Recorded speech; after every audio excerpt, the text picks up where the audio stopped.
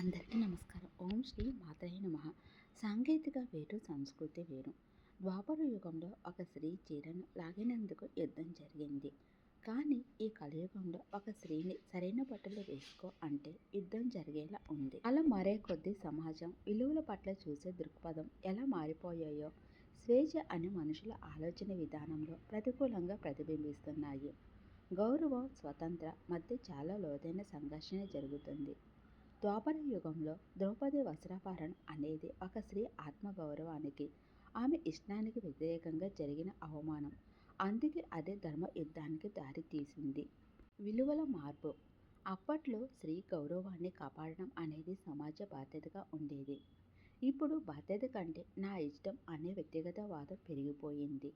దీనివల్ల మంచి చెప్పేవారిని కూడా తప్పుగా అర్థం చేసుకునే పరిస్థితులు కనిపిస్తున్నాయి.